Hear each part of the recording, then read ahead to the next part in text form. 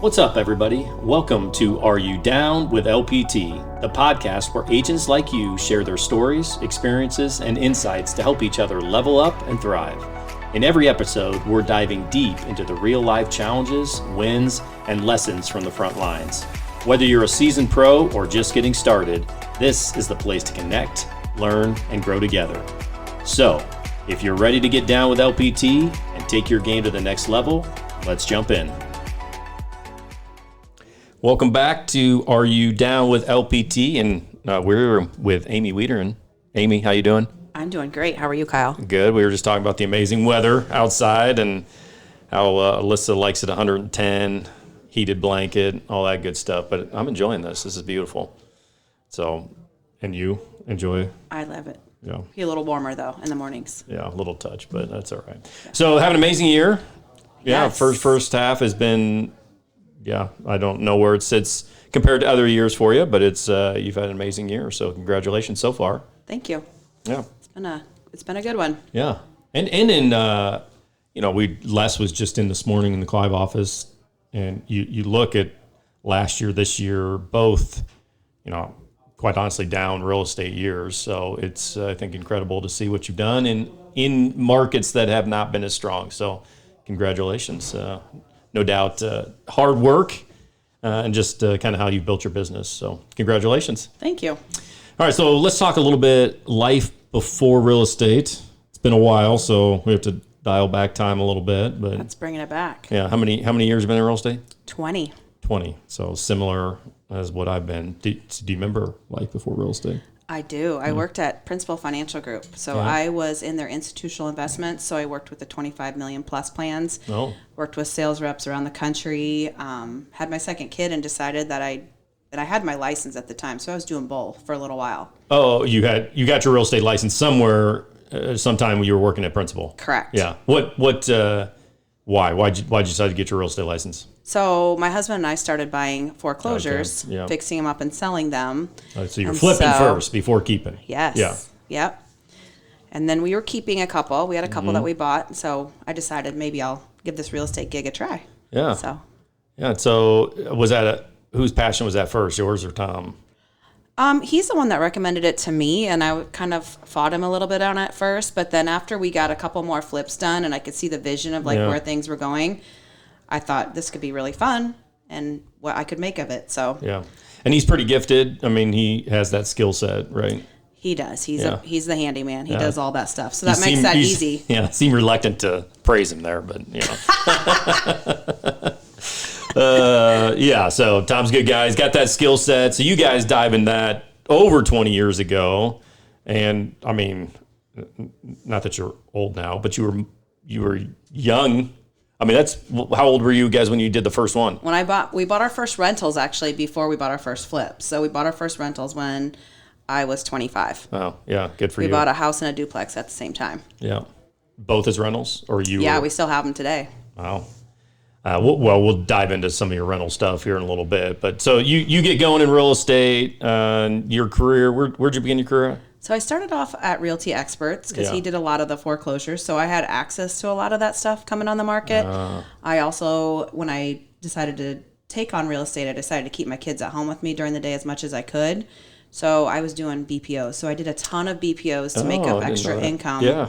So, and also that's great because it helps you learn the real estate market, the different areas, and could see some of the things that were coming on the market potentially as future foreclosures. Yeah. Oh, well, I didn't know that you did all those BPOs back in the day. I did. What year would that have been? It would have been 2006 and 2006. So right before the BPOs were pretty hot there for a while. Yeah, I mean, I couldn't keep up with the amount of inventory that they were trying to have me do. So, I did that for about 5 to 7 years. And were you working with Realty Experts on the houses you were buying at that time before you were licensed? Is that how you got connected? That's how we got connected, yes. Gotcha. And then at some point, you weren't there all that long at Realty Experts. Nope, 2011, Rod Clarkson hounded me for about 18 months to come over to Coldwell Banker, and that was a really good move. Yeah. Loved the people. Yeah. So that was 2011. I would have been there somewhere for a few of those years for sure before I did the director of education thing. So it came to 2011, and then, was your business primarily still focused on, BPOs and flips and rentals, or had you kind of started growing it at that point? I had started to grow it at that point. So about 2009, believe it or not, 2008, 2009, I actually did pretty good in the real estate market. Kind of like now. Yeah. Yes. Down market. Yeah. Yeah. It's great. So then I didn't do a lot of BPOs after I had my third kid. It was just too much. Yeah. So. And you were starting to make some money actually selling real estate, right? Yeah.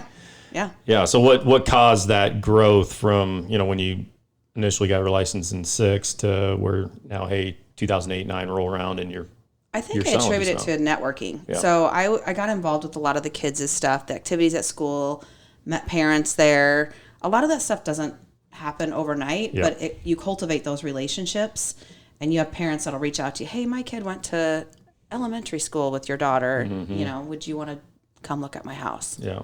We talk about agent archetypes, and you've got a marketer, and you've got a prospector, and a converter, and a networker. And anytime I see that, I see your name in that networker space. Like, that's something feels like, maybe you can attest to this, that is a strength of yours.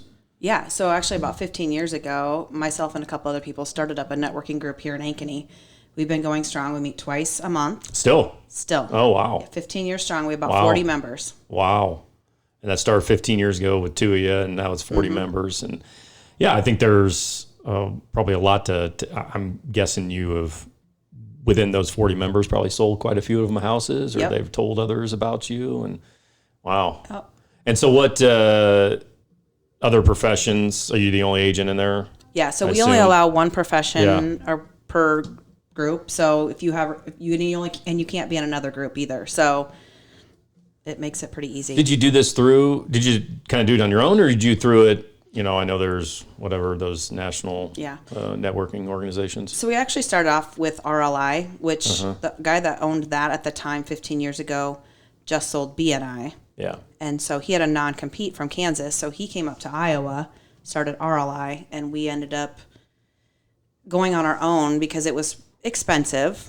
We were meeting every week for an hour and a half, and you had all these extra things to do. And a couple of us got together and we're like, hey, I think we can make this better and grow faster. And sure enough, we went on our own there's 4 of us that were the base, and we're still at 35, 40 members strong every year. That's crazy. So what does that group look like now? Like, how often do you meet, activities, different things like that? Sure.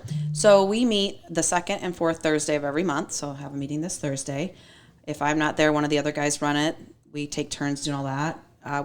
The mission of the group is to give back. So what we do with our dues, we each pay $100 a year for dues, and we give that all back to the community. So in December, we adopt probably 4 or 5 families. Usually we pick larger families and take all of our dues and donate it back to the community. Yeah, that's awesome. It's great to be part of a group that does something together. I think that's pretty amazing. So you meet twice a month for hour and a half? An hour, yep. Yeah. And then we do socials after hours sometimes when we can get it all scheduled. What's a normal meeting look like?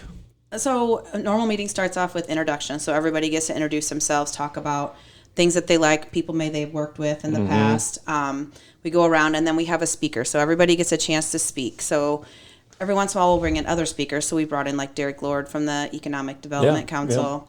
Have a great relationship with him. And then last week we had somebody come in and talk about AI. So we try to do every once in a while bring in a speaker versus letting the members speak. But so the members speak, and we get to learn about their business and how we can best help them give referrals. So yeah, well, that's pretty sweet. I mean, I knew you were a networker. I guess I didn't know all that, so appreciate you kind of sharing all that. So as a networker, we kind of talk about your tribe and your crew, or whatever you want to call them. Like, okay, so you mentioned it a little bit ago, but okay, schools, other places, and that's grown over time. But what's one thing that stands out, or what are some things you've done to grow that group and that tribe? Get involved. My kids do club volleyball. So every year with the club volleyball, we meet different parents. I usually get one sale a year off of somebody in club. So even though clubs cost me a lot of money, usually I get Ends paid up paying back. for itself. Yeah. So, and just be yourself, I guess. Yeah. Get involved with different groups. And we had our Magic baseball and basketball team. And for us, there may have been new faces every year, but for the most part, I mean, we had a pretty core. And, I can look up and down our baseball and basketball roster, and I've sold most of them a house. And I mean, you mentioned it, like, be involved, but then, be yourself and develop those relationships. I think the key is be involved wherever you're at. And everybody's got different interests. Everybody's got different hobbies. I think you and I are, similar spot in life, and you're at an age when your kids are involved in stuff. And I think your kids being involved in those things and you then diving in and building relationships with the parents around that, like, it really is. I didn't do that because I'm like, I don't want to go make a bunch of money. I did it because that's life. But the added benefit of that is, like, you develop the relationships. Yeah. Yep. Yeah. And you keep those relationships. Like, some of the best friendships I have has come from volleyball with the girls. Yeah. You keep those parent relationships. So. Yeah. And so I think the suggestion, for other agents is, wherever you're at in life and the things you're involved, like, be there, be involved, be yourself, develop relationships. Alyssa likes to go home, sit on the couch, and take it easy, right? And in this business, I enjoy that too. But in this business, it's like, when you have those opportunities, build those relationships. Correct. Right. Yeah. You just mentioned it before we started, but this Sunday, what'd you do? Sunday Fun Day. Sunday Fun Day at Ankeny Golf. And you got a lot of great relationships out there, and made a lot of connections, networking there as well, right? Yeah. We have our core group of people that go out to Sunday Fun Day, but we're always out there meeting new people. Like to go out there and hang out, socialize. Yep. Did Twilight Golf on Friday. Got second to last, but we got most fun. Hey, that's all right. You didn't finish last, and you got most fun. So, and Carol, it feels like there's core group, Carol people kind of stick together. How'd that come about? Yeah, well, Carol's got some pretty thick connections. Yeah. So we, in high school, we had a smaller high school, which had 160 graduated in my class. Yeah. But we knew everybody in the high school. There are a lot of people from Carroll down here in the Des Moines area. Yeah, and you guys all know each other. We do. My kids go to college, and they're like, "Oh, I know somebody from Carroll," So it's great. It's a small world. Yeah. So let's go back to rentals for a little bit. I think for agents, like, all agents should consider this. I mean, we are in real estate. We should invest back into real estate. You've lived this out, no doubt. But I think we get opportunity. You mentioned BPOs earlier and seeing stuff before the hits market. And we do a lot of times. We get opportunity that maybe the public does not. And I think for agents, to put yourself in a position to, I don't know what that looks like, one a year, or to think about investment as part of your retirement and the growth, I think would be essential for a lot of agents to do. And you talked a little bit about how you got started. How many you guys got right now? We have about 40 units. So it consists of, we have one apartment complex, duplexes, single family homes, and we have an Airbnb. Yeah. So 40, we'll break this down. 40. And Tom manages these? Yes, he does. Oof. All of them. And that's pretty much. I do all the paperwork, though, and the bookwork. Okay. Not that he does everything. But, I have 5, and I know from those, like, I can't. This weekend, I'm dealing with one issue in particular, and I'm like, that drives me nuts. Like, I wouldn't ever want to do that. And yet you have 40, and I can't imagine the number of phone calls and issues that he has to deal with. Yeah, he had a sewer backup this weekend, so. And that's the life he lives. Yeah, that sounds fun. And so, for me, when I did it, I remember talking to the property manager, and I'm like, hey, if I know I own this, I'm going to sell it, because I watched my own dad and how much he dealt with, and he doesn't have Tom's skill set. and so then it just becomes a lot. And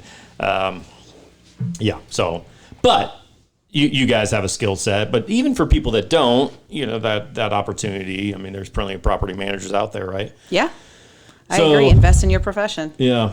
So take me through the different types you've done. You flipped before. Are you guys still? I mean, if you see opportunities to do that, you're doing less of that. No, it takes too much time right now. He's also owns a machine shop, so it makes it a little difficult to do all this. Yeah. Sometimes. Yeah. So the flips are a thing of the past. Kind of, yeah. Yeah. But you got 40 rentals. You got an apartment complex. Where's that thing at? In Ankeny. How many of these in Ankeny? Just units in Ankeny? Yeah. So we have 2 single-family houses, 3 duplexes, and an apartment. Yeah. Well, but the rest are all over Des Moines area. East side.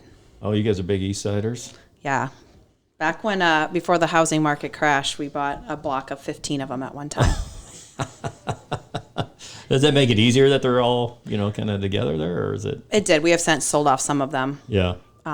Because when we bought them, half of them were vacant. So then literally a month after we bought them, Tom he was working at AccuMold, so he ended up quitting his full-time job to manage these and get them ready to be. I mean, it is, yeah. Yeah. Yeah. So 40 units, you said you got an apartment, a lot of single family there, townhomes, some duplexes, kind of all the above, or? Yeah, all the above. Yeah. No townhouses. No townhouses. What made you stay away from those? HOA rules, probably. Yeah. Yeah, because you never know. They can change those things. And Tom can do the exterior maintenance, so it's not like that's a huge benefit to us. Yeah. So he can roof, Is there anything windows. Tom can't do? I don't know, Kyle. You should have asked me that before we went on live, so then Because you get listed off. No, I'm just kidding. And then you do have that Airbnb. Yes, in Ankeny. Yeah, you bought that 3 or 4 years ago, something like that? Yeah. How's that been? 4 years. It's been great. Yeah. Very first year was phenomenal. Last year was a little slow, but this year is great. Yeah. It's booked all the time. And who's like, what's normal clientele? Now, this is a unique house. You got a pond and, cool location there. So it's not like you just bought a single family house. And yeah. So in the summer, it's a lot of people that go to Adventureland, State Fair. Last week we had somebody stay from the UK. His son was going to Iowa State to play rugby and be a foreign exchange student here. Yeah. So they stayed. We have people during the week when they stay. It's usually for business. But a lot of family vacations. This last weekend, they were celebrating, family was getting together to celebrate Dad's 60th birthday. Yep. We rented it once with my family. So Christmas. Yeah, for Christmas. So it's a great spot. I'll give it a plug for sure. So, and that's, is it more work, less work? So I don't clean it, but I do all the laundry. So after I get done with this, I get to go put all the laundry back that I did last night. Oh, glutton. I know. Punishment. Yeah. Yep. And so work-wise, financially, how's an Airbnb compared to, some of these other properties that you have? Just thinking about our agents as they look to invest and what's the best avenue to do it. You've kind of dabbled in it all, but how's it compare, I guess? The Airbnb is more work because we're hands-on. So we only have a 2-night minimum versus some of these, long-term rentals that they have. So you have to get in there and make sure that everything's good because your business is relied on reviews. Yeah. You don't get a good review, aren't going to get future bookings. So, but it does. It sleeps 12, so it's great for families. Yeah. The rentals, it comes in cycles, just like you probably know. Right now we don't have any vacancies, knock on wood. Yeah. But next month we could have 3. Yeah. So it takes a lot of your time then at that point. So of the 40, nothing's vacant right now? No. Wow. Hasn't been for about 6 months. We haven't any. Wow. Yeah. I've got several vacancies right now. So. Really? Hire a different property manager. And no, Tom's not available. Yeah. Tom, do you want to buy one of my properties? That would eliminate several of my issues. But so, it's more back to the long-term, short-term stuff. Short-term feels like maybe, I don't want to say it's more work, but you got a lot more turnover. Like they're in there, they're out of there. And so you're there doing laundry. Yep. The long term, Tom's, I'm sure, doing maintenance stuff quite often on that stuff. Is there one that you consider more work? Versus the short term versus the rentals? I would say the Airbnb is probably more work. Yeah. But more reward too. Yeah. So the financially, you mean? Yeah. Yeah. Yeah. Yeah. I think if it's done right, that short-term rentals can be, definitely lucrative. Any goals, future investment-wise, like you guys are eyeing, or? I'd love to buy a property in Florida. Yeah. What part of Florida? So the southwest side of Florida, probably around Cape Coral. Yeah. Have you been keeping an eye on? You got an agent down there that's? I do. Yeah. So it's more than just a dream. It's something that you're. Yeah, we actually you're looked last towards. month, so Yeah. it's hopefully this year yet. We'll But see. nothing you saw. Well, we did, but it's waiting for the price to come down a little bit. Yeah. Good luck. Get a good deal. I want to be like everybody else. All my Good other deal. clients, I want a good Get the deal. interest- Yeah, right. Yeah. But you think that portfolio will continue to grow? Is it something like, hey, if a duplex came up today, you would jump on it? Or is it? If it's the right one, yeah. Yeah. So you're not cutting back or? No. Yeah. Right opportunity, continue to grow because they're not making more of it, right? Right. So, yeah. I met with a guy who was property management last week, and he's kind of on his own, doing his own thing now. But he's like, Kyle, you need to be buying 10 properties a year. I'm like, I don't want to buy one, but if they're anything like a couple of the ones I've got, but the right ones. And I don't know if you've felt this before. If you didn't feel it was the right one, you've said you've sold some stuff off. Is that because it didn't feel like it was the right property, or just timing, or area was not probably conducive to a good tenant, and Yeah. we struggled getting somebody good in there. Yeah. And it was a lot of work. We had Yeah. a couple of houses that we completely revamped the whole thing. Yeah. So not every tenant's a good tenant. Yeah. So you guys do a lot. Tom's busy doing work, and you're busy doing laundry, it sounds like. Yes, Do you have a life outside of real estate? I do. I like to golf when I can, which has not been that much this year because I've been working a lot. Yeah. And volleyball. Watch the girls play volleyball. Yeah. You guys kind of travel the country a little bit. Yep, we do. So we were in Dallas in June. This next year we're going to Boston, Salt Lake City, Wow. Kansas City. So lots of traveling. Yeah. And that's fun. I mean, that's where, we talked earlier, but connecting with other families and hanging out. I mean, those are a lot of great experiences when we did that for, basketball and baseball. And that, I think you said your youngest is sophomore, so only a few more years of that. Yeah. Which is good and bad. My son was the one that was most involved with it, and that's kind of died out now. We got a little more of that in the summer, but we've got 2 summers of that left, and that's over. So I don't wish it away. So time needs to slow down a little bit. For sure. Okay, wrap it up here. You got a favorite local spot, drinks, lunch, something else, or is this just the country club? I do like to go to the country club, but if I have to go out for dinner, little gem is Simon's. Off of Merle Hay. So good. I tried to go there once, and the wait was just too long. Yeah, you got to go early. And you can't make reservations, right? No. Yeah. Well, if you have a big group, I think he lets you ahead of time, but the red velvet cake. Yeah, I've heard that's amazing. So good. Yeah. And then Swartz Page is always a good local. Yeah, that's the place, right? Not too far from you, right? Yep. Book or podcast that inspires you?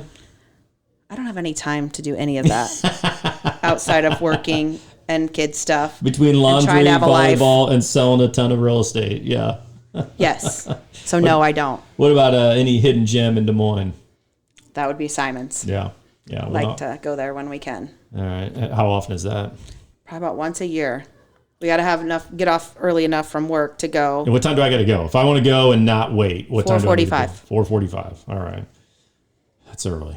I know. Yeah, we're old now, so. No, we're not. Okay, we're not. We're still young. Okay. Okay, if people are looking to connect with you, what's the best way to find you? Call me on my cell phone, 515-577-5178. Sounds easy enough. Amy, we appreciate you. Congratulations on the amazing year, and Thanks, look forward Kyle. to more. Thanks. That's a wrap for today's episode of Are You Down with LPT? Thank you so much for tuning in. We hope you get some valuable takeaways to apply to your journey. New episodes drop every Friday, so make sure to subscribe so you never miss out. And hey, if you have your own story you'd like to share or questions you'd like to dive into, hit us up. Until next time, stay down with LPT and keep leveling up. Catch you in the next one.